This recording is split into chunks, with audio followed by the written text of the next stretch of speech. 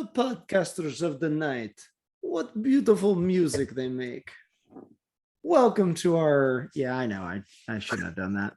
Welcome to our Interjections podcast. It's the Undiscovered Decade, as we like to call it, where we look back at the movies of the 1990s. If you couldn't tell from my terrible intro, this is a movie about Dracula. That's a famous line from the original, and I did more of a Bela Lugosi impression. It was remade a couple times, including in 1992, November 6th to be specific, which I believe is the day we're recording. Actually, was it 6th? It might be the 13th. Either way, we'll call it the 6th. Yeah, let's just lie. No one will look special occasion to figure out when it actually came out. We're around when it actually came out. Doesn't matter. But Francis Ford Coppola. Gabagool. I've been saying Coppola for 30 years, and then I hear in interviews people say Coppola. So I'm going to continue saying it wrong. Anyway, Frank took upon himself to make this film his own, and made it a grand production. Took a stance of having an homage to early cinema, which upon my second watch, I appreciate a little bit more. But a little bit. When I first saw it, I wasn't a huge fan. We'll get into that later. But I think generally everyone knows the story of Dracula, right?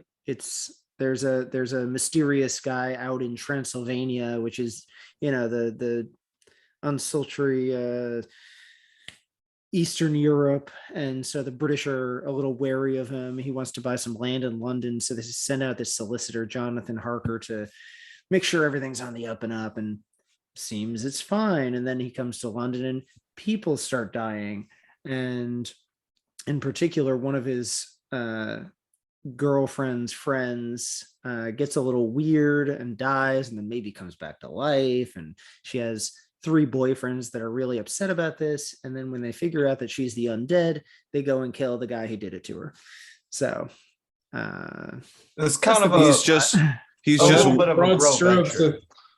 just one alive dude in an undead situation. Yeah. So, lots in this version, though, in this incarnation, they go back to the more so than the book. They go back to the original source material, which was Vlad the Impaler. That's the point in which I sort of digressed on what I liked about it, and that's what I realized this time. The fact that they added in the actual quote historical stuff, I had thought was a detriment to it. I'm fine with it now. I mean, I understand what he was trying to do, so I can respect it more. But at the time, I just read the book. I saw this in maybe 05, 06, and I had just read the book like a year or two earlier. And so I was real hard-nosed about making the thing good, because I sort of wanted to make a version, but I was like, I should watch the Coppola version first. I was bitter then. That was 16 years ago. I've learned my mood can be detractory of my opinion. So the things I appreciated about this time were the actual filmmaking techniques. Like Jimmy pointed out right away, the train that brings Harker to Transylvania is a miniature. Yeah, there was a lot of miniatures. They have it riding above him in the cabin as he's going, so it looks like it's out of the 1910s when they were trying all sorts of techniques just because they could try anything. The fades where like the moon is inside the eye of a flower.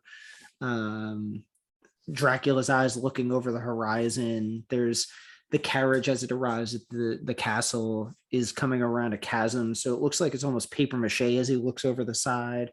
My favorite thing this time around, which I don't remember at all, the driver of the carriage that brings him to Dracula's castle reaches a abnormally long arm out to tell him you're here, and it must have been used with some sort of crane, or they manufactured something that looks otherworldly. And I just thought that was a nice touch. The attention to detail is something I didn't notice the first time.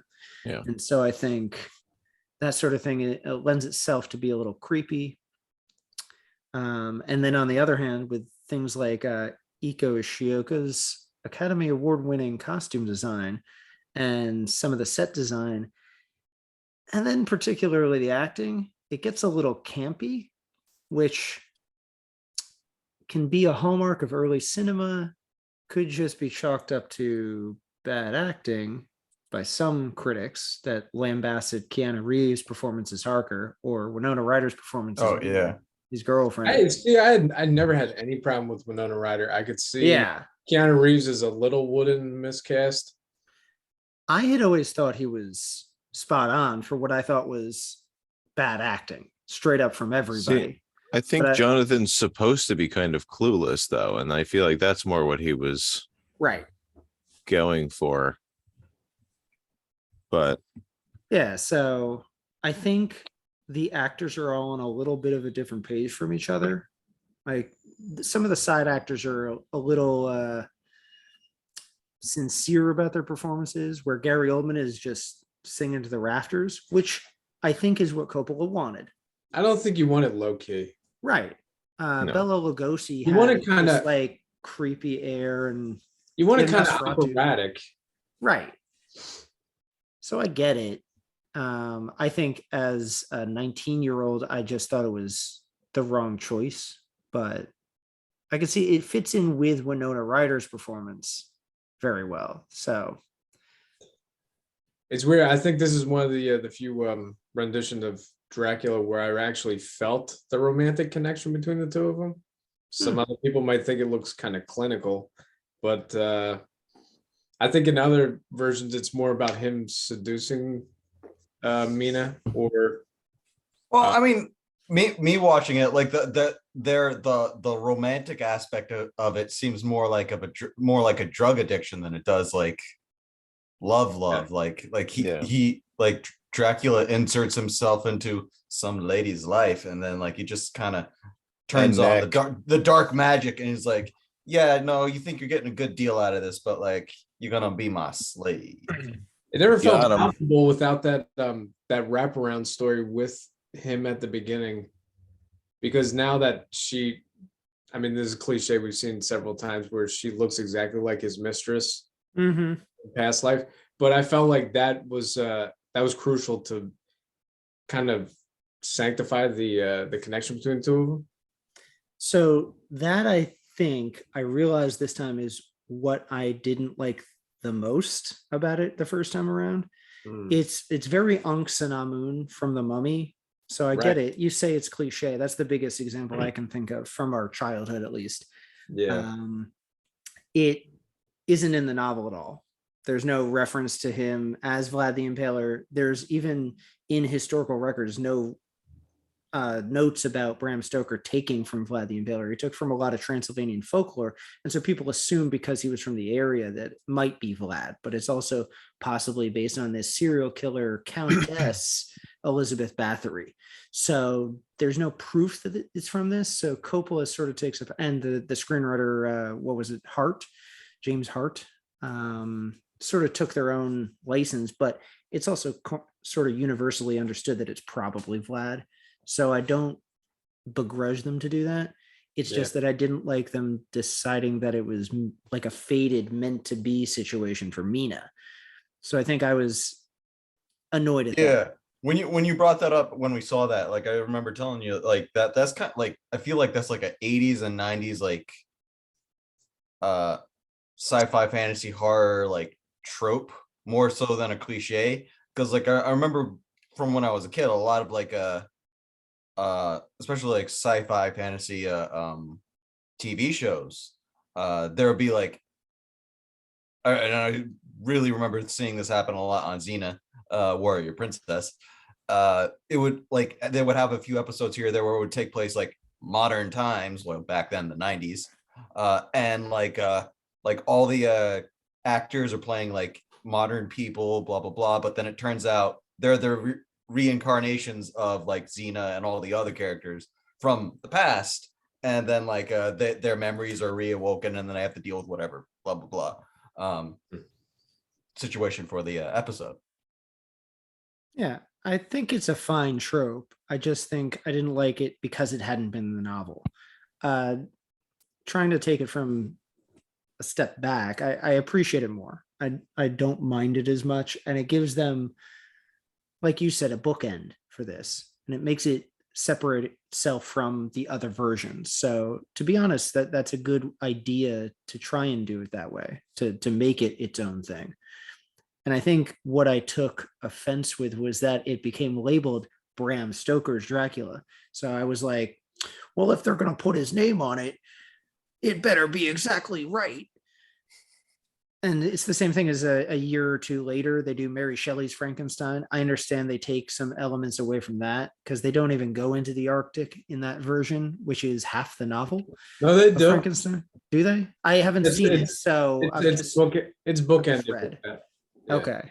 Because I read something about them taking a lot of liberties with that one in particular. They do, I but just at never least they bothered. kept that wrap around. Okay. But that will probably annoy me as well. So I don't know. I just like both of those novels and think if they're going to put their names on it to make them the definitive versions, they should do that as to the nose as they Right. can, especially if there are dozens of versions. If you're going Yeah. to do your own thing, might as well just say Frankenstein or Dracula and make it Coppola's Dracula, Right. own it yourself, and then I'll appreciate you more. But I digress. I think I have to own up to my own uh, distaste and then come around to what Corey was saying. I don't think I love this movie, but I think I understand why he does. Hmm. So I'll chalk it up to the filmmaking techniques for sure. Yeah. There's some of the best that I've seen in, special effects, especially from the time period, It's like man. the 90s. Oh yeah. Yeah. No, the special effects Way, were, way like, back in the early 90s. awesome. Well, I Yeah, mean, they were like consulting magicians and stuff for actual I was gonna say the for battle some of the scene at levitation beginning- effects. The battle scene at the beginning, which is all silhouette with like shadow puppets and everything, looked amazing. I did really enjoy the shadow effects that mhm. happened with any of this because it was just like it's subtle, but like if you're looking and the whole Dracula thing, like all of his shadows and all of his reflections move separately from They're sentient. Gary Oldman. Yeah. That became the Oh. coolest part for me. Yeah. Just to go with like how you said like some of the things in the movies were like a little campy, and even some of the effects were a little came off a little bit like that. I think a better way or maybe another way to look at it is like they're fun. Because like they're fun to watch, especially like so you're going to see a horror movie, but then like if you like horror movies and the history of horror movies, like you look at the special effects, it's fun to watch. Right. That's how I looked at it this time. Yeah. Because you think they were a little, not stale, but a little too serious in the original Lugosi version. And then a lot of them are low budget later on, like the 70s Christopher Lee stuff. And then they take their own liberties and make up their own stories. They're not following the book anymore anyway, but they, are going for gore more or sexualization and stuff, So A little this is- solid. yeah, solid. That's a good way to put it. Had you ever seen this before, Jeff? No, I had never seen this wow. one. Okay, so how did you So- feel coming into it knowing nothing? And I mean, did you ever it read it? definitely felt like a Francis Ford Coppola gig. With because it was, I appreciated the historical nod to Vlad the Impaler in the beginning, and then just how he sort of like became this. I mean, there was a little fuzzy in the middle there, but it was way more visceral than I was expecting it to be. It was not, I mean, it was good. I was not expecting, but also not surprised by the amount of weird vampire orgies happening in the middle of the movie. Yeah. And Actually in the novel. yeah, exactly. Right. That was the thing, because I hadn't I read the novel in like 8th grade, and Mhm. I remember very little of it. But from what I could remember, I'm like, oh yeah, that did happen, didn't it? So I felt like it was fairly accurate. I know that we kind of dispute on that, but again, the filmmaking techniques and the fact that it was a historical horror movie was how it played. Like um it was less high fantasy and more like pretending this guy existed, and this is how, I don't know, I'm trying to Trying to phrase it make properly. trying to say I've been maybe trying to it's like, process it since I watched it at 2 o'clock this morning. Yeah. But trying to make it more historical. The thing I like actually this time around, which wasn't in the book, is that when he meets Mina on the street of London, Yeah. they go to see a movie because it's just this new thing to go do, and you're standing in a barn watching a projection on muslin of some sort. Mhm. So I think in a way this is sort of like Coppola's version of what Scorsese later did with Hugo, like Mhm. an homage to early cinema and the discovery of what film itself can be. And so you take someone that's very old and transpose him with something that's burgeoning, and he's literally meta inside a film, commenting on the birth of film. Right. I can appreciate that now. So I think that's what Coppola was trying to do: showcase the new and the old with a love of old technique. Yeah. And so if you take that scene as the hallmark of the whole episode, it makes sense why he did it the way he did. Yeah, like the shadow play was very much Nosferatu. Mm-hmm. And yeah, no, I agree with all of that. I also had not really minded this as much, but not really loved all the looks they gave to Gary Oldman, which, by the way, perfect casting for when he's in the earlier scenes. He's an old man. Pause for applause. Canceled right there. Thank you, Corey. Corey just grimaced. Anyway, his look with the slash top hat and long hair has become its own iconic look, as opposed to like the slick back black jet black hair of Bela Lugosi. Because you look at stuff like the 70s version with the dude from Gigi and the Christopher Lee movies, they're all takes on Lugosi's Dracula. But now you take animes like Vampire Hunter D, I think, might have a Dracula, or Castlevania. They look like Gary Oldman's version. Helsing. Helsing, that's the one I was trying to think of. Not Vampire Hunter. Victorian. Well, Vampire Hunter D, like they got their own version of the just the heroic vampire type. What I was looking into research, they mentioned Vampire Hunter D actually takes from Stoker's original inspiration. Possibly there was a lesbian vampire novel that had come out a year earlier called Hello. I'm trying to think of the name off the top of my head. It's like Melina or Malika or something. Mm-hmm. It's fine. It's a novel that was popular around the same time, and it takes the same kind of story but with a woman vampire. And so Vampire Hunter D has a little bit of an adaptation of that original one from this other author. So there's all sorts of feeding each other to have homages to things. So I think if you look at the movie like that, you'll love it. I think if you look at it like Corey has, just a good, natural, inspired take, I think you can appreciate this as well. So I'll take back my disagreement with you. I just don't know if you'll appreciate that. It sounds like same praise you're showering upon it. Well, I just don't know if you're going to feel the same way about The Lost World when we get to it, because I think that's what Spielberg's trying to do. Spielberg's trying to take the original dinosaur movies from that same time period, and is inspired by that in the same way because there's the inspired movie by from the this. 50s called Guys, we need some sort of redemptive arc for the people listening at home. That's what's happening within all of these episodes. I just think I'm more we're slowly changing each other's minds.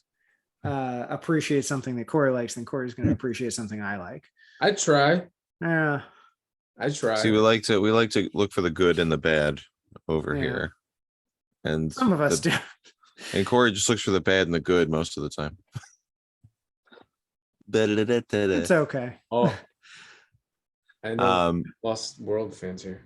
but I will say though, regarding the steampunk look, Victorian sunglasses have always thrown me because I'm like, it's a period movie, everything looks beautiful, and then they're wearing fucking shades, and I'm like, no, I'm a Comic-Con.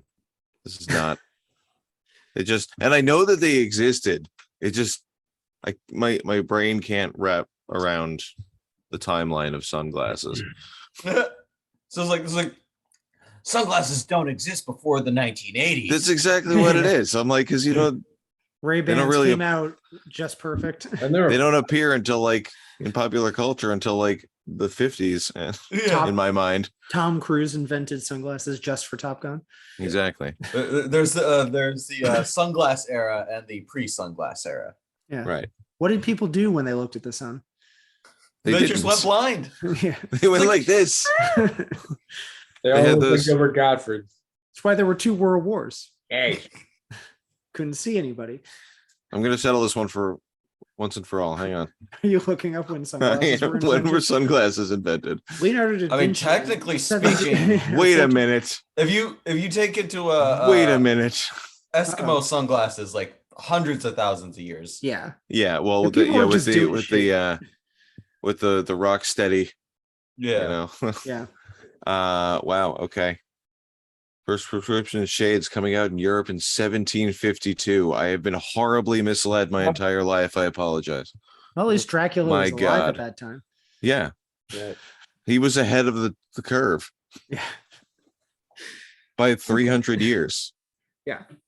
He was probably the Um, first person to own sunglasses, Yeah, probably. and that's now my head. That's your canon. He Yeah. was a Yes. trend. Well, look at his outfits. Yeah. I will say all those costumes are a lot of fun. Victorian and Versace, okay. I can see why it won an Oscar. Because Every- not only is it flamboyant, it's inventive stuff you wouldn't expect. Well, on top Yeah. of the costume design, we got to talk about the makeup design. Hmm. Like when he's my favorite scene in terms of the makeup is actually I have 2. Is when he's a hellhound out in the garden. Raping Lucy. Yeah. Yeah.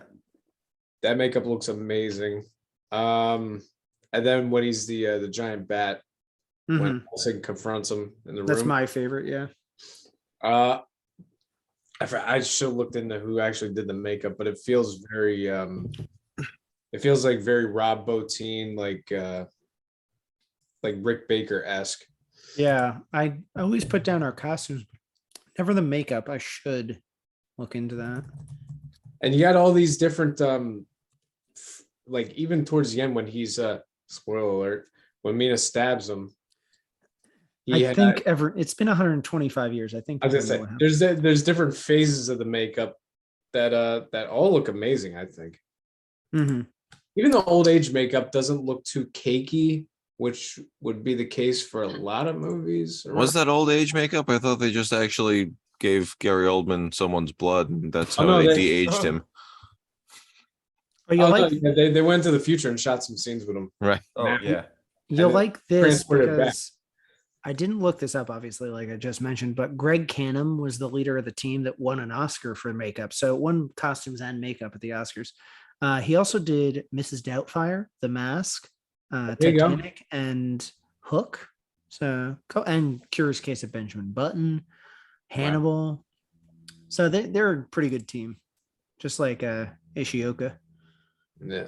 So makes sense Nice. that they would win. Yeah, both of I those. know. I know one of the big criticisms about the movie, and I don't know how you guys about it, is that it skimps on the horror aspects. But when he's that giant bat, at least when I was a kid, it used to scare the hell out of me. That's the reason I brought up that arm from the coach driver. It creeped me out quite a bit Yeah. because I glanced Yeah. away for a second and then I glanced back up and that arm's coming at Keanu and it gave me a You're little just like, start. whoa. Yeah. Yeah. Yeah, no, it was pretty cool how that like that started off Mhm. and played out, and then me hearing you react going, whoa. Yeah. So it was a very I was trying to stay awake too, so I think it woke me up a little bit. Right. In terms of I side also- characters, I was actually more excited to see Billy Campbell in there. The returning. Rocketeer, I wish he had more to do. It's a shame when he dies, And- and you're just like, ah. And Tom Waits. Tom Waits as the Tom Waits Igor is character. fantastic as Renfield. Yes. I actually wanted more Renfield. I've always liked that as a character in all the different adaptations of Dracula. But what Stuff that inspired different people casting do. to get a musician to play Renfield and Yeah. Tom Waits on top of that? Because he Yeah. does have a lot of that idiosyncratic, like Christopher job. Walken, Jeff Goldblum energy. Yeah. Carrie Ellis. Yeah. So yeah, with Billy Campbell and Richard Grant, two returning Undiscovered Decade players. Right. Because from LA Story, we had Grant and Rocketeer Campbell. So Richard Grant kind of plays Seward in a way that I'd never seen him portrayed before. mhm. I don't know, you know more about the novel, but I don't remember him being kind of drug addled and hot. Like he's like one step away from being one of the patients there. They hint at it, though. I think I read it as he wasn't as nuts. So Okay. I think that's another thing I took a little affront with, that he was kind of subdued, and it was more Van Helsing that they were focusing on, because the novel's written in the form of it's like is it epistolary? Epistolary, thank you. Like journal. Yeah, so it's letters to Mina from Jonathan, and then it cuts to some newspaper print about the Demeter arriving in London, and then for most of the rest of the novel, it's either letters of Mina's trying to figure out what's going on with Lucy, or Seward's diary entries. So he mentions Renfield, and then he's like, my two friends and I are trying to marry this girl Lucy, and he doesn't. It doesn't take him as the protagonist in this film, which I had always thought was the case. If I were to do it, I would have Seward be the lead, but in my reading, I had imagined Johnny Depp, which fits with Winona, but it's fine. It's fine. And that's why I think I didn't like his performance as much, because I imagine a Johnny Depp more flamboyant, outspoken performance. And so to have him more subdued actually makes more sense, I'll admit. Because I was telling Jimmy this last night after watching the movie, the three men that are trying to get Lucy's heart are, she's attracted to Seward, but he's kind of a whack job. Carrie Ewell's Arthur Holmwood has the money. That's why she chooses him. And then Quincy Morris is the hot one, which is Billy Campbell. So she wants all the three Texan. of them. The gunslinger. Yeah. She wants all three of them. And Dracula is all three in one. And that's supposed to be the metaphor that Stoker and Coppola are trying to get at. So if you can get them all in one room. Also a little If you could get all the ideal parts of man to be one guy, he would be a bad Gary guy. Oldman. Yeah. Although I will say, it kind of threw me at one point, because I realized that young Gary Oldman looks like old Johnny Depp. Which, I kind of appreciate now. Yeah. Not back then, but Well, yeah. I think the changing of times for some of these actors has also helped my opinion. Yeah, no, it's funny because like with Gary Oldman, like him looking like young, whenever I see younger Gary Oldman, I think of like him in The Professional as that like corrupt, drug addicted DEA officer. Yeah. 2 years after this. Yeah. So like Pretty much his whenever next role. whenever I see him as young, I'm like, he's up to no good. Mm-hmm. Because he's not a good guy just yet. He was typecast as villains around this time. I mean, he breaks out in Sid and Nancy, so Yeah. Not quite a good guy. no. Yeah, I think in hindsight, the casting in general is pretty good. Who else did we not mention? Sadie Frost plays Lucy. She was more of a model at the time. She's in a couple of things, but I thought of this as a Sadie Frost we movie. didn't talk about Anthony Hopkins. Yeah, Anthony Hopkins. Oh, yeah. My God. Yeah. Coming off of Silence of the Lambs with this Adding- performance. He was also the narrator at the beginning. I'm surprised you didn't bring up Anthony Hopkins when I mentioned the anime Hellsing. right. Yeah. Well, I also There's a lot to mentioned talk about. him as I thought it was more of a Seward than a Van Helsing. So I thought his performance was fine both times I've seen it. But the one thing I will mention, they always harp on Keanu Reeves' London accent. And I was saying to Jimmy, he starts out, Hopkins, with sort of a German accent. He loses it halfway through. So if they're Yeah. going to harp on anyone, like none of them are really trying to maintain an accent, except maybe Gary Oldman. And even that is like, he's just And trying then- not to do a Lugosi impression. Yeah. So, And then I for don't know, Quincy, they say he's Texan, but he sounds like he's from Oklahoma. which is, I think, There's where great little Campbell's from. touches. They have great little touches to the Van Helsing character too, where he has like a couple of scars. You're like, I wonder what the backstory of those scars are. And you never. Yeah. He's eating a lot of raw meat, like when they're in that inn. Yeah. He's got like a whole interior life that I guess Hopkins himself probably drew upon. Yeah. Explicitly get told. Yeah. So I I wonder think you saying that you thought Seward should probably be at the forefront. I'm kind of glad that he wasn't, because then Hopkins has more of a pivotal role. I think they give that rivalry between him and Dracula more weight. I do think this is why Jimmy and I are friends. Because if Anthony Hopkins' performance in this didn't take off so much, they wouldn't have wanted to make the movie Van Helsing. Oh my God. Him more God the damn you. protagonist. Because then it would have been Seward that everyone focuses on. And then the reason Jimmy and I met is because We saw that stupid. That was such a Why? bad movie. And that's how we became friends. We saw Yeah. Helsing together. Oh, Jesus. Yeah. You see, that's the one thing about our friendship I don't want to remember. I love reminding him of this. Really, it was over the Taco Bell we all had afterwards. So No, really. you're not trying to tell me that you thought Richard Roxburgh Really, was it better was the Dracula. Taco Bell afterwards in the parking lot talking about Beast Wars. and other stuff. Yeah. Yeah. No, So- Beast Wars is what made us friends. We were like, Yeah. you like Beast Wars? I like Beast Wars. What do Really? you like? Really, we're What's your friends favorite because Transformer? I think that happened with a lot of my friends too. really we're friends because Suncoast Video existed. I happen to be there, I think, with Jeff, and then It's- Jimmy walks in, and we're like, "I was just looking at the Beast Wars DVD," and we had It just still been talking about it with does. Van Helsing. If you So- feel like traveling through time, if you go to the Monmouth Mall, there's still a Suncoast there. Yeah, Aw. And but they don't have movies in and there anymore. I don't have to go very far to have the. He had that on cue. That's why we're friends. This is why we're friends. You That have was in the- back pocket. What's going on? He just has all his DVDs right there. Yeah, they just happen to be right there. So yeah, I think I've come around a little bit. A little Uh, bit. Yeah, there's still a lot I don't love about it, but I can Well, respect the technically filmmaker. Crafted films of the 90s. Mm. Mm. Legitimately, watching the movie, I think first time all the way through beginning to end, Uh-huh. no stop. Movie was almost completely good and was ruined for me, at least, by the ending. What's wrong with the ending? It just was so abrupt. Like it was like I thought because like there was a lot of build up and emotional build up.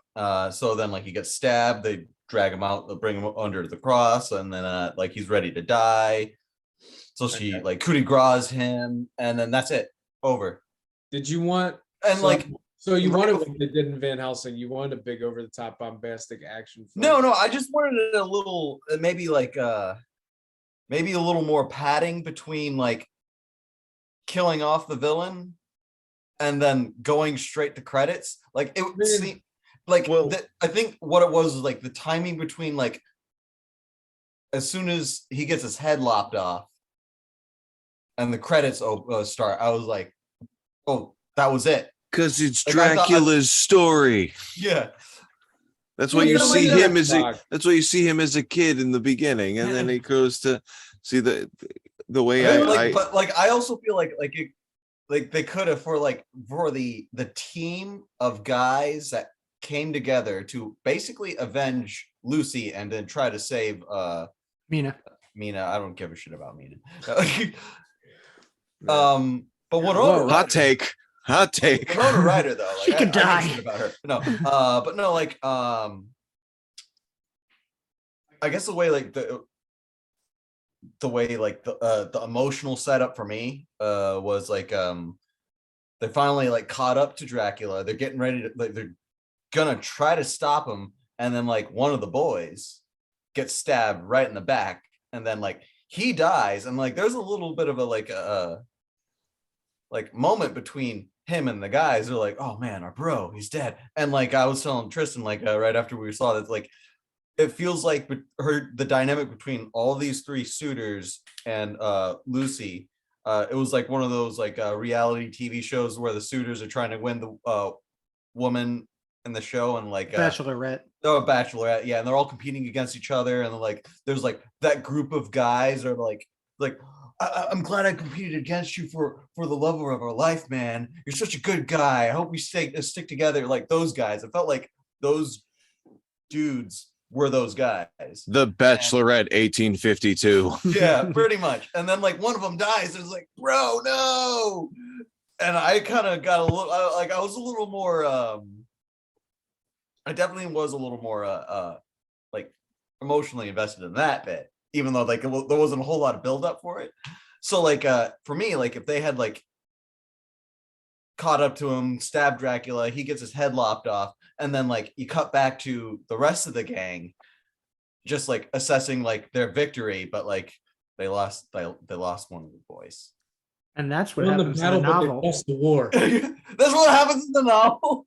What Jimmy wanted is what That happens at the is- end of the novel. That, So Oh, that's that's so another bad. thing just that I didn't like. just because you have such reverence for the novel doesn't mean that it's flawless. But I felt that- like yes, Jeff said, yes. Jeff said, the narrative with Dracula is over. It's exactly. So an epilogue or a denouement afterwards would have felt unnecessary. Well, it's not Yeah, much I of know, a but, like, denouement in the novel. you- They just go outside do and they're you like, feel- Quincy did die. Oh How do you feel And about the end. have you seen American Werewolf in London, right? Mhm. Yeah. Oh yeah. No. There's no. no time. That movie immediately cuts to black. Yeah, I have to rewatch it now that you bring that up. I have to rewatch and see how I feel about that. Because I remember when I first saw American Werewolf in London.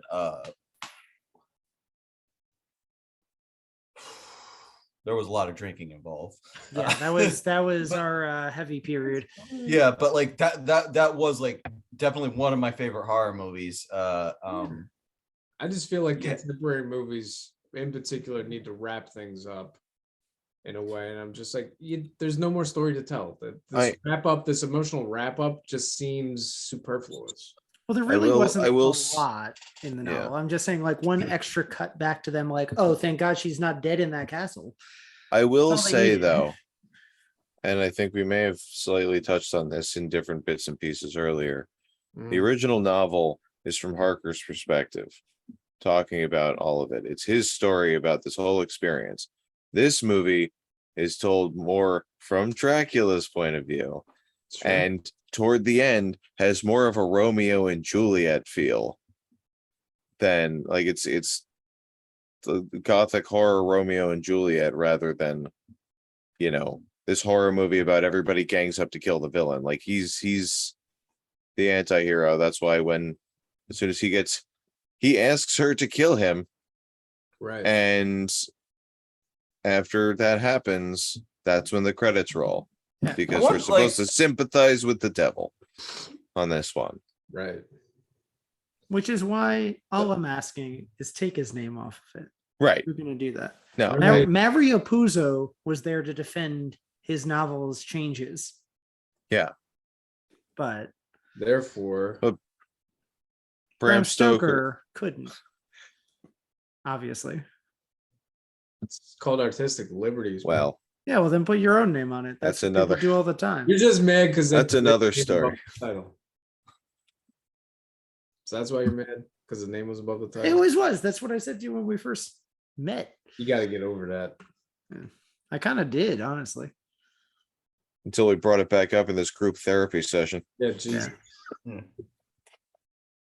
Anyway, All right. Anyhow, So I who think- gives I think it's pretty. I'm giving it an A+. It's still one of my favorite movies of the '90s. I think it's my favorite Dracula adaptation, even though you say it's not an adaptation. they're all adaptations. It's just Sure. not 100% perfect. I I mean, can't say you know what? flawless if there's flaws. Well, no, I'm not. Again, I'm not that married to the source material, so Even if it's not married, it still Mhm. has flaws. Every movie does. Even my favorite, not to me. even Jurassic Park has flaws. Maybe Keanu's acting is stiff a couple of times, but that's about it for me. But I can overlook that. It's kind of like I feel like when I watch Also, Glory, and I'm like, oh yeah, Matthew Broderick seems like he's out of his element. I'm like, wait a second, his character's supposed to be out of his element. also should be noted, any good horror movie worth its salt should have some degree of bad acting. Really? Yeah. I mean, typically they're slasher movies, but like a good horror, there's gonna have like one or two people that like their acting is kind of just bland, but really it's like it's a horror movie. You're supposed to like whatever. And sometimes like them coming off, and sometimes them coming off as boring is like it's supposed to be intentional. They're supposed to be normal, everyday, humdrum people. So like them just being bland is kind of beneficial for the horror bit because you go from like humdrum nobody to like, oh, your life is being turned upside down right now, and you just might die.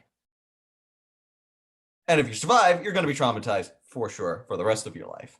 Right. If there were a car, Keanu's would not have started. Yeah. What a metaphor. What I'm great curious to geek. hear what Jeff thought because this is his first exposure to the movie. I mean, I'm gonna give it a solid B plus because a lot of the story points were only understandable if you had read the source material and were a little bit convoluted, some of the transitions. So, but other than that, it was a good movie. Yeah, I'd Very give it long. the ending, just like I don't know why, but like the ending kind of just soured me a bit. So I'm gonna give it an A minus. Ooh, A minus. A minus. I mean, it's still an A, but like Yeah. All right. it's A minus. Now we Because I get love the whole thing, like all the way up to the very end, and like I could overlook it, I could get over it, but like I was just like, wow, that's just like, like I very rarely feel a little disappointed, let alone very disappointed with the movie, especially when it comes to an ending. So like if I'm just a little disappointed, it's like okay, whatever. But yeah, A minus. Now we're gonna hear from the dissenter. All right. I'm going to move my grade up to a B minus. Still pretty good. Acceptable. Yeah, and I'm saying it on the craft of the film. And I think I'm a little biased about Winona. It's peak Winona right now. So Winona's great. I don't know We'll why. give you that. Yeah. Like, yeah, and I think I was a little sour on Oldman's performance the first time, but I know what he's doing now. Having as things He's were coming being up, Gary Oldman. Yeah, I think I knew he was synced into what Coppola wanted.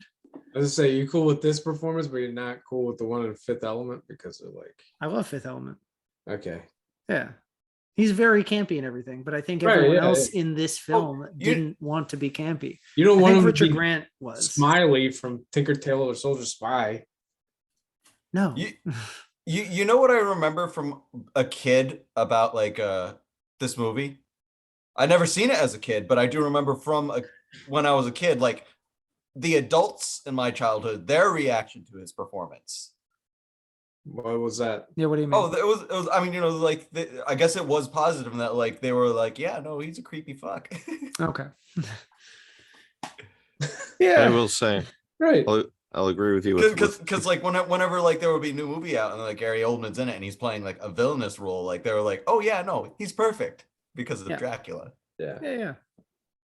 What were you gonna say, Jeff? Oh no, I was going to agree with you on Peak Winona because this is the first time. Because any other movie I'd seen with her in it from around this era was directed by Tim Burton, where she's basically like a talking doll, and so there was some actual acting in this one, which is great. Yeah.